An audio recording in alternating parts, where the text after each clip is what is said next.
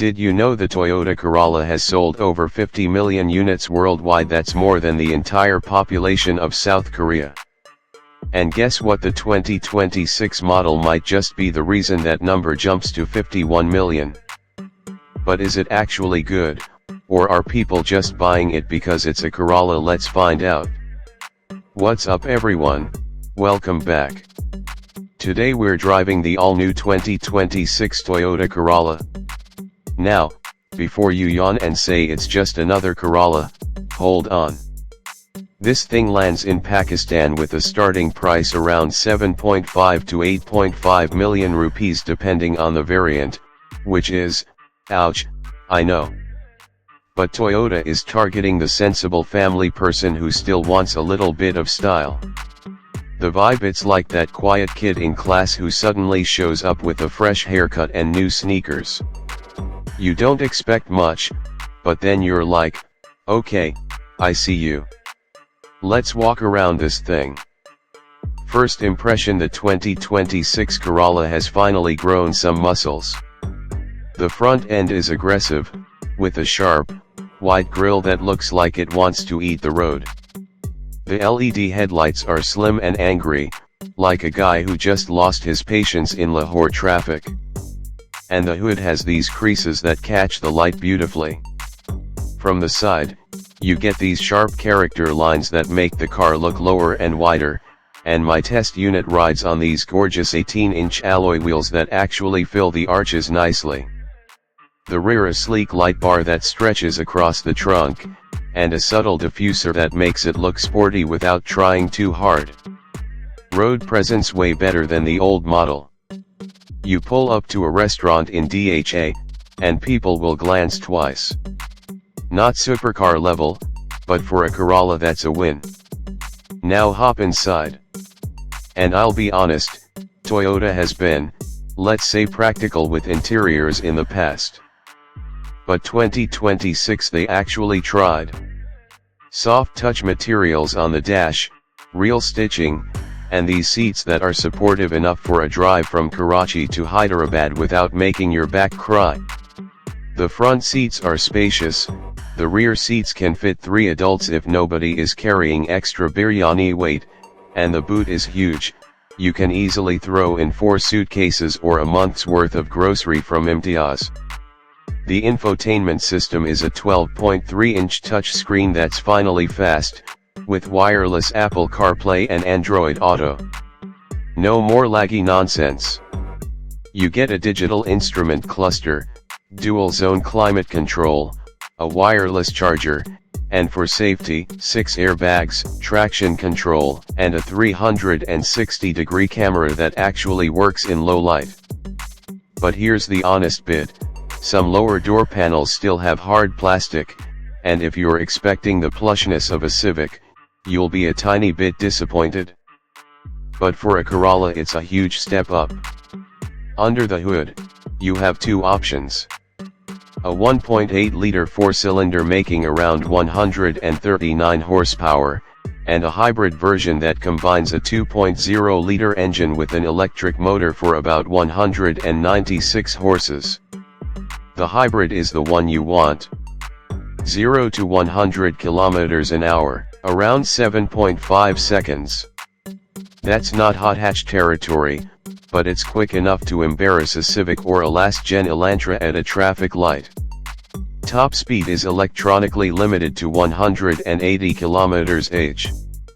The CVT transmission, yes, it's still a CVT, but Toyota has added a physical first gear for launch, so that rubber band feeling is mostly gone. It actually feels like a normal automatic off the line. Driving experience, it's smooth, composed, and even a little fun. The steering is well weighted, not too light like a toy, and the suspension absorbs Karachi potholes without making you feel every single bump. On a highway towards Multan, it's a quiet, relaxed cruiser. But push it hard into a corner, and you'll feel some body roll. It's not a sports sedan. It's a comfortable daily driver that can wake up when you ask it to. Now let's talk money. The hybrid version gives you about 22 to 24 kilometers per liter in the city if you drive sensibly, and up to 26 on the highway. The non-hybrid gives around 14 to 16 in city, 18 on highway. The fuel tank is 50 liters, so a full tank of high octane will cost you around 13,000 to 14,000 rupees. Running costs are low because Toyota parts are everywhere, and reliability is legendary. For daily use, school runs, office commutes, weekend trips to Baraya town, it's perfect. For long family trips, you'll appreciate the comfort and fuel economy. The hybrid in particular is a fuel-sipping beast. Okay, time for some juicy facts. First, did you know the 2026 Corolla uses a structural adhesive borrowed from the Lexus LC500 that's a supercar-level bonding agent that makes the chassis stiffer? Second, Toyota added a hidden party mode. If you press and hold the traction control button for 5 seconds, it disables stability control fully, not just partially. Don't do this on a rainy day in Gulberg, but on a track, it's fun.